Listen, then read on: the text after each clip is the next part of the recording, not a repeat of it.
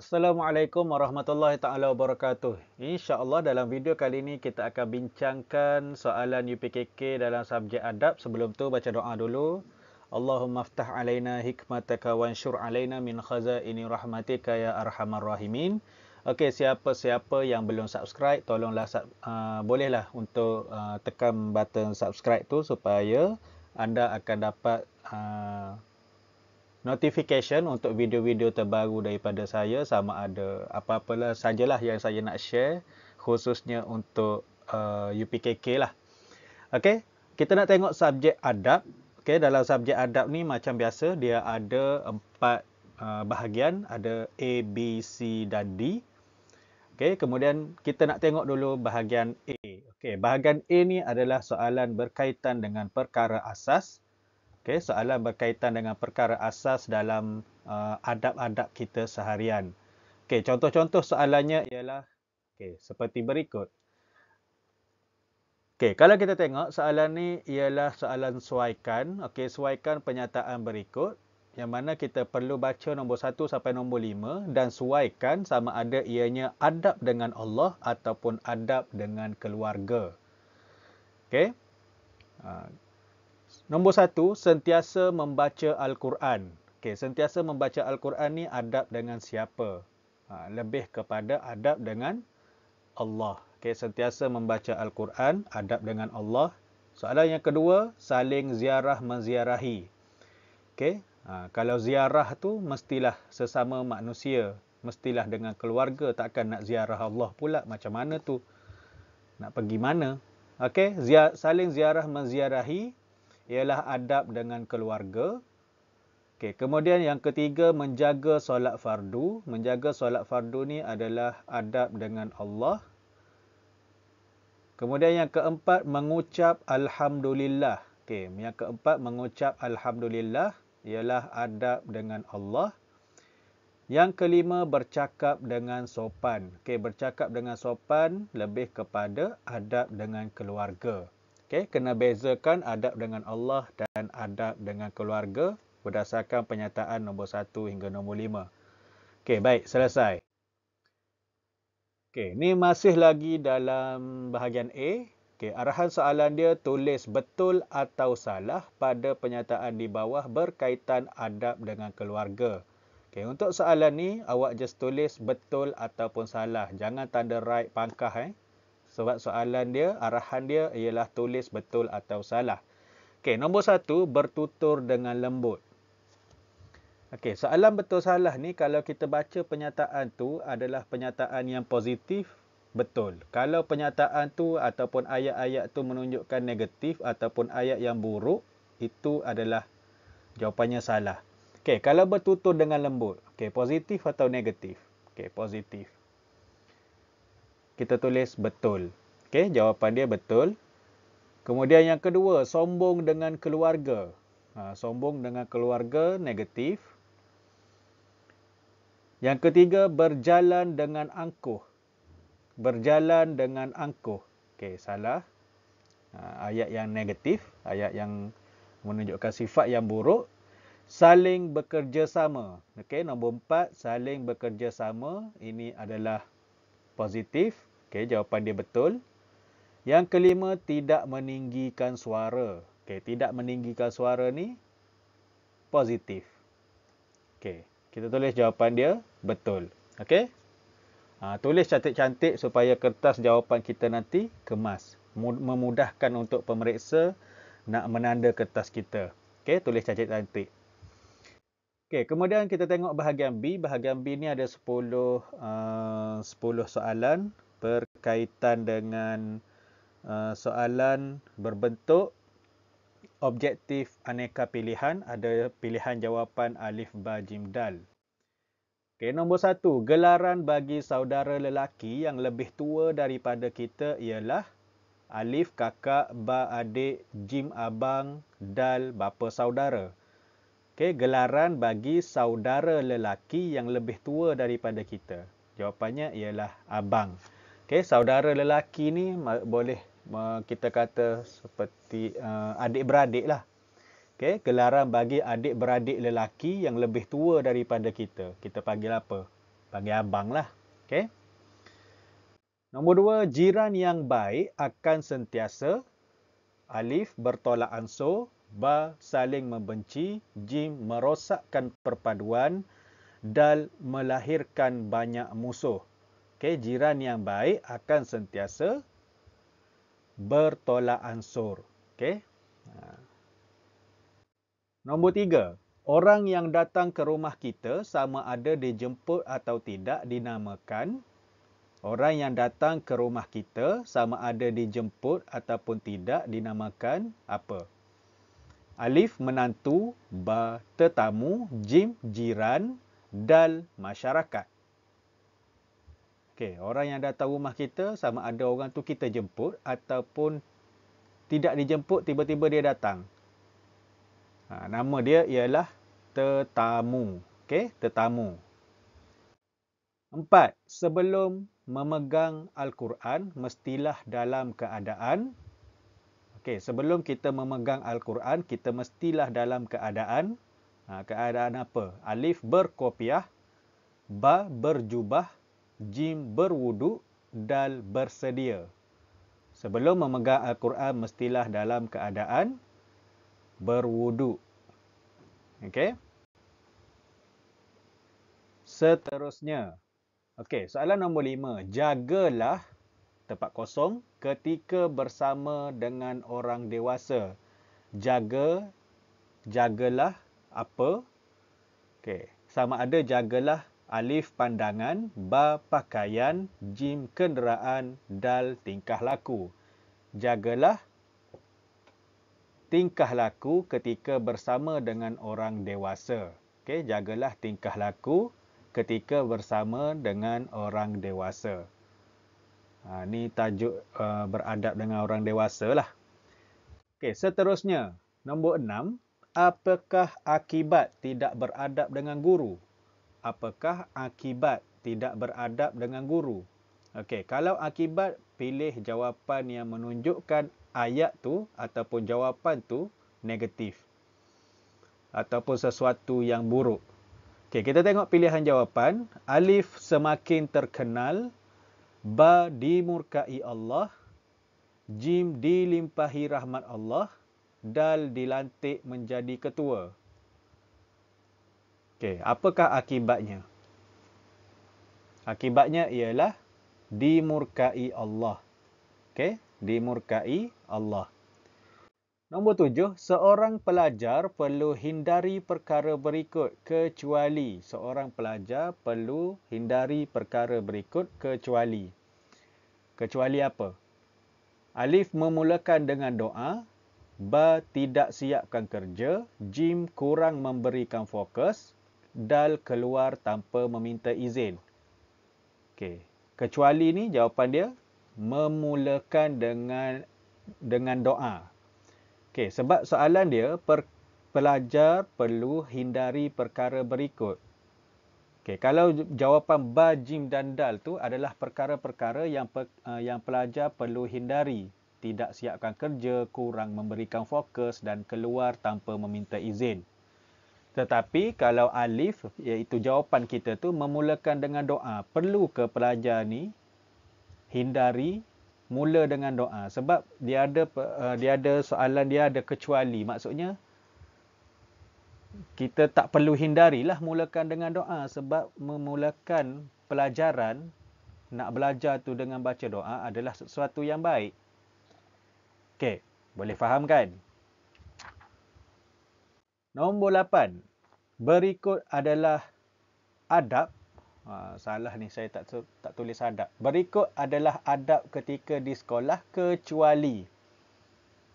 Okey, berikut adalah adab. Kita tulis sikit adab. Berikut adalah adab, adab ketika di sekolah. Okey, berikut adalah adab ketika di sekolah kecuali. Maksudnya kita kena pilih yang bukan adab ketika di sekolah. Okey, alif hormati peraturan sekolah, ba jaga nama baik sekolah, jim sentiasa menjadi pembuli, dal sentiasa menjaga kebersihan. So jawapan dekat sini yang paling tepat ialah sentiasa menjadi pembuli. Itu bukan adab ketika di sekolah.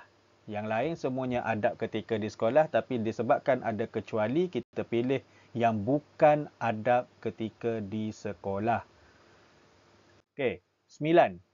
Kita hendaklah mengikut tempat kosong semasa berada di hospital. Kena ikut apa semasa di hospital? Alif, jalan. Ba, peraturan. Jim, layanan. Dal, kehendak. Kita hendaklah mengikut peraturan semasa berada di hospital. Okey, ini adab ketika menziarahi pesakit di hospital. Kita perlu mengikut peraturan-peraturan semasa berada di hospital. Tak boleh nak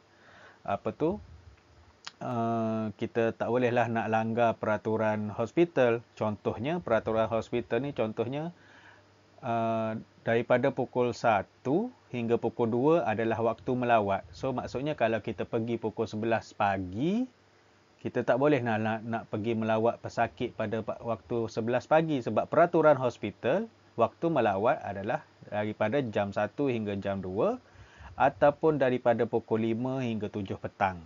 Okey, itu peraturan. So kena ikut peraturan semasa di hospital. Okey, panjang pula kita cakap pasal hospital ni kan. Okey, next soalan. Apakah larangan ketika menziarahi kematian? Apakah larangan ketika menziarahi kematian? Okey, larangan ni juga, kalau soalan dia berkaitan dengan larangan, carilah perkara-perkara yang negatif juga. Okey, perkara-perkara yang tidak baik semasa menziarahi kematian. Okey, kita tengok pilihan jawapan. Alif, doakan jenazah. Ba, memburukkan jenazah. Jim, ucap takziah. Dal, bantu menguruskan jenazah. So, antara larangan yang kita tak boleh buat semasa menziarahi kematian ialah memburukkan jenazah. Okey, jawapan dia ba. Okey, kemudian kita tengok kepada soalan bahagian C, soalan berbentuk objektif pelbagai bentuk. Dia macam-macam lah bentuk dia. Ada suaikan, ada isi tempat kosong, ada gariskan. Okey. Okey, soalan pertama, suaikan penyataan di bawah dengan betul. Okey, kita kena baca sebelah kiri dan sebelah kanan dua-dua penyataan tu dan manakah jawapan yang sesuai. Okey, kalau kita tengok nombor 1, nombor 1 memberi salam kepada tetamu, nombor 2 berbisik-bisik dalam majlis, nombor 3 membasuh tangan sebelum makan, nombor 4 akikah perkahwinan dan hari jadi, nombor 5 terhindar daripada permusuhan. Kita kena sesuaikan sama ada penyataan ini adalah kelebihan menjaga adab ataupun adab ketika di dalam majlis, larangan ketika dalam majlis, adab ketika makan ataupun contoh majlis. So kita tengok balik nombor 1, memberi salam kepada tetamu. Okey, ini adalah adab ketika dalam majlis.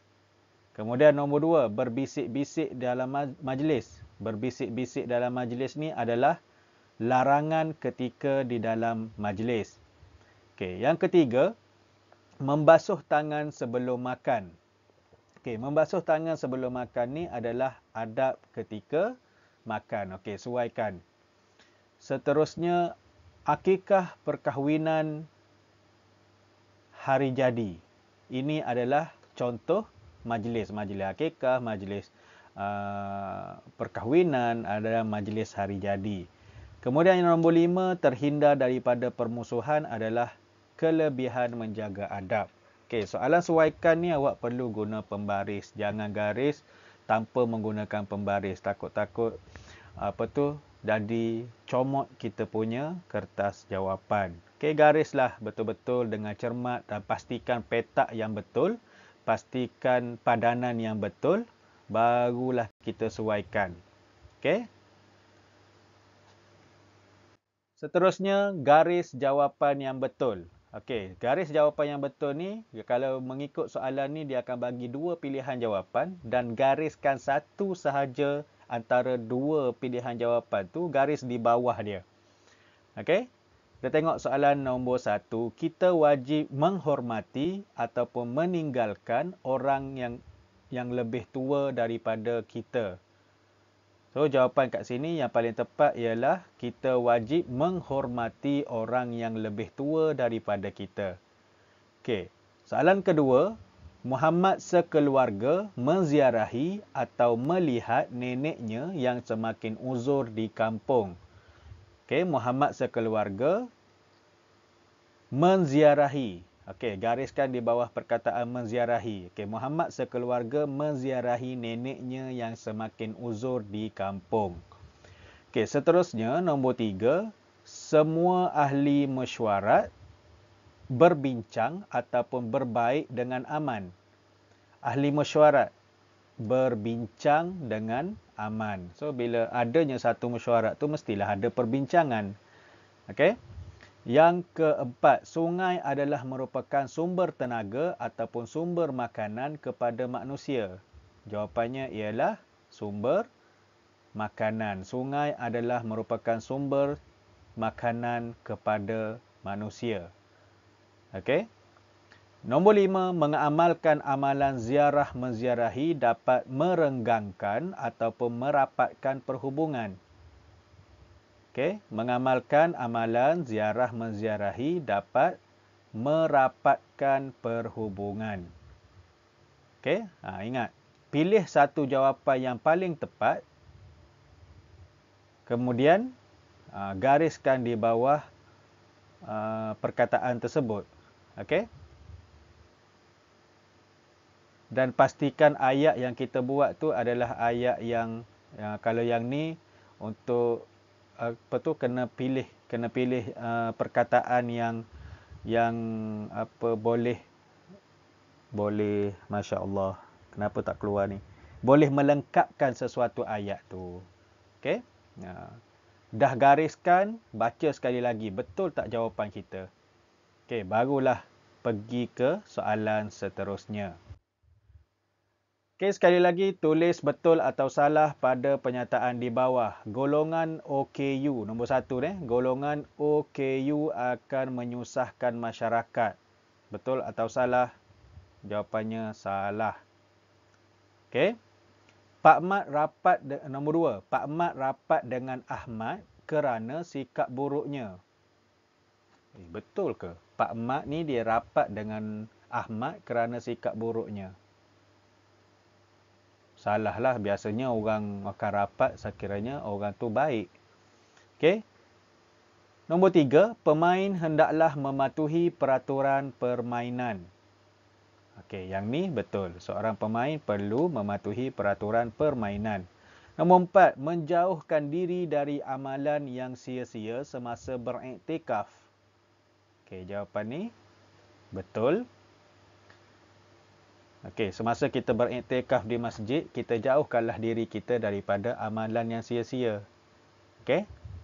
Nombor 5, menghantar ulasan dalam media sosial dengan bahasa kesat. Kita nak komen ke, nak post apa-apa dalam media sosial, tapi kita guna bahasa yang kesat. Betul atau salah? Jawapannya ialah salah. Okey. Seterusnya, isi tempat kosong dengan jawapan yang betul. Okey, isi tempat kosong dengan jawapan yang betul. Dia bagi pilihan jawapan dekat kita ada 6. Tapi soalan ada 5 je. Maksudnya ada satu jawapan yang kita takkan guna untuk menjawab soalan-soalan ni. Okey, pilihan jawapan dia adalah tanggungjawab, beribadat, memanfaatkan, mengadakan, penyatuan dan pendidikan. Okey, kita tengok soalan 1. Masjid adalah tempat untuk orang Islam. Orang Islam apa? Tanggungjawab, beribadat, memanfaatkan, mengadakan, penyatuan dan pendidikan. Jawapannya ialah beribadat. Okey, masjid adalah tempat untuk orang Islam beribadat. Okey, nombor 2. Masjid melambangkan perpaduan dan apa? Okey, kita tanda yang beribadat ni dah guna. Okey, masjid melambangkan perpaduan dan penyatuan. Okey, penyatuan umat Islam. Okey, seterusnya, nombor 3, menjaga kebersihan masjid adalah bersama. Kat belakang ni adalah tanggungjawab bersama. Okey, kita tulis kat sini tanggungjawab. Okey, seterusnya nombor 4, anak-anak muda. Okey, tempat kosong, ruangan dataran masjid untuk aktiviti memanah. Okey, anak-anak muda memanfaatkan ruangan dataran masjid untuk aktiviti memanah. Okey, seterusnya nombor 5, Muhammad tempat kosong, majlis perkahwinannya di perkarangan masjid. Okey, jawapan yang paling sesuai ialah mengadakan. Okey, Muhammad mengadakan majlis perkahwinannya di perkarangan masjid. Okey, selesai isi tempat kosong. Kita dah pilih 5 jawapan yang tepat. Dan kita tinggalkan satu yang tak perlu guna pun pilihan jawapan tu, iaitu pendidikan. Okey. Seterusnya, soalan suaikan. Okey, suaikan pernyataan di bawah berkaitan perbezaan solat Jumaat dan solat Hari Raya. Okey, pilihan jawapan kita mestilah kita membezakan antara solat Jumaat dan solat Hari Raya. Okey, nombor 1, dilakukan pada waktu pagi. Dilakukan pada waktu pagi ataupun betul lah, dilakukan pada waktu pagi. Solat apa? Solat Jumaat ataupun solat Hari Raya? Jawapannya ialah solat Hari Raya. Sebab solat Hari Raya ni kita lakukan pada waktu pagi ataupun ketika waktu duha telah pun masuk. Okey, kita solat Hari Raya. Kemudian 2 khutbah sebelum solat. 2 khutbah sebelum solat. Sebelum melakukan solat tersebut, sama ada solat Jumaat ataupun Hari Raya, dia ada 2 khutbah sebelum solat. Yang ini jawapannya ialah solat Jumaat. Okey, kemudian nombor 3, laungan takbir beramai-ramai. Laungan takbir beramai-ramai. Solat Jumaat ke solat Hari Raya? Jawapannya ialah solat Hari Raya. Kan kita duk bertakbir lah. Sebelum solat Hari Raya tu, Allahu Akbar, Allahu Akbar, Allahu Akbar. Itulah solat laungan takbir beramai-ramai. Okey, nombor 4, 2 khutbah selepas solat. Okey, 2 khutbah selepas solat. Ini adalah solat Hari Raya. Okey, ketara perbezaan antara solat Jumaat dan solat Hari Raya ni adalah solat Jumaat dia ada 2 khutbah sebelum solat, tetapi solat Hari Raya kita solat dulu dan 2 khutbah selepas solat. Okey, dan kemudian nombor 5, setiap hari Jumaat. Okey, setiap hari Jumaat ni adalah ciri-ciri bagi solat Jumaat. Kita akan solat Jumaat pada setiap hari Jumaat. Okey, baik, soalan yang seterusnya, tandakan right pada pernyataan yang benar dan pangkah pada pernyataan yang tidak benar. Okey, baca, kemudian tengok pernyataan tu betul ataupun salah dan tandakan right ataupun pangkah. Okey, contohnya soalan nombor 1. Abu datang ke rumah Ali dengan membawa buah tangan. Ini adalah perbuatan yang baik, so kita tanda right. Nombor 2, kebersihan menjamin kesihatan yang baik.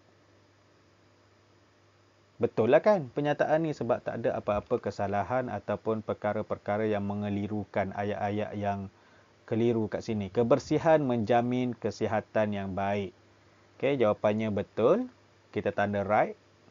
Nombor 3, Fatimah selalu menimbulkan ketegangan dengan jiran-jiran di perumahannya. Okey, Fatimah selalu menimbulkan ketegangan dengan jiran-jiran di perumahannya. Okey, ini adalah pernyataan yang tidak baik. Kita tanda pangkah.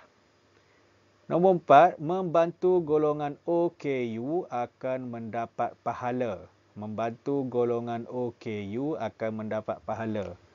Okey, pernyataan ini betul. Kalau kita suka membantu orang-orang yang kelainan upaya, akan mendapat pahala. Kalau membantu orang yang bukan ada masalah kelainan upaya pun dapat pahala juga sebab benda baik. Okey, nombor 5, pelajar minat ke sekolah kerana suka dibuli. Macam pelik je ayat ni kan. Pelajar minat ke sekolah kerana suka dibuli. Ada ke orang yang suka dibuli? Okey, jawapannya pangkah. Okey, pernyataan ni salah. Okey, seterusnya kita tengok pula contoh-contoh soalan pada bahagian D. Okey, soalan bahagian D adalah soalan-soalan subjektif ataupun dia bagi soalan dan awak perlu jawab berdasarkan pemahaman ataupun hafalan awak sendiri, jawapan awak sendiri. Okey, kita tengok contoh soalannya. Jawab semua soalan berikut. Itu arahan dia. Jawab semua soalan. Okey, soalan 1, tulis 2 adab semasa menggunakan harta benda masjid. Okey, tulis 2 adab semasa menggunakan harta benda masjid. Okey, antara adab-adabnya ialah mematuhi peraturan yang telah ditetapkan. Okey, dan yang kedua, berjimat cermat ketika menggunakan air dan elektrik. Okey, ataupun awak bolehlah nak tambah lagi, simpan semula barang yang digunakan di tempat yang sesuai. Ataupun bila kita guna harta benda masjid ni, jagalah kebersihan masjid. Okey? Adab semasa menggunakan harta benda masjid. Okey, nombor 2. Tulis 2 kelebihan beradab ketika solat tarawih. Okey, tulis 2 kelebihan beradab ketika solat tarawih. Kelebihan beradab ketika solat tarawih ni kita boleh tulis. Nombor 1, dapat mengamalkan sunnah Rasulullah. Okey, antara solat sunat yang Rasulullah suka buat adalah solat sunat tarawih apabila masuk sahaja bulan Ramadan. Kemudian yang kedua, kelebihan yang kedua ialah dapat beribadat dengan selesa. Okey, dapat beribadat dengan selesa. Okey, soalan seterusnya, tulis 2 akibat tidak beradab dalam situasi di atas. Okey, situasi di atas adalah ada seorang khatib sedang menyampaikan khutbah. Okey, kalau semasa kita dengar khutbah ni kita tidak beradab, apakah akibatnya? Okey, yang pertama, jemaah yang sedang mendengar khutbah berasa terganggu. Okey, mestilah orang lain ataupun jemaah-jemaah lain yang sedang khusyuk mendengar khutbah, tiba-tiba kita tidak beradab. Kita mungkin bercakap ke, melangkah orang yang sedang duduk ke, ataupun apa-apa perkara sahaja yang kita buat itu tidak beradab, maka jemaah yang sedang mendengar khutbah berasa terganggu. Dan yang kedua, dimarahi oleh jemaah yang lain. Okey, nombor 4, jelaskan 2 kelebihan iktikaf. Apakah kelebihan iktikaf? Apa kelebihan iktikaf ni? Iktikaf adalah okey, iktikaf tu adalah kita menetap di dalam masjid dengan tujuan mendekatkan diri kepada Allah. Dan apakah kelebihannya? Antaranya kelebihan beriktikaf ni ialah menanam rasa cinta akan masjid. Dan yang kedua, kelebihan iktikaf ni lagi adalah mendapat ketenangan hati. Okey, mendapat ketenangan hati. Ataupun awak boleh tulis lagi terpelihara daripada maksiat, menjadikan sunnah Rasulullah sebagai amalan, dapat berkenalan dengan orang yang baik, merehatkan diri daripada kesibukan dunia, ataupun mengeratkan hubungan silaturahim dengan ahli jemaah yang lain.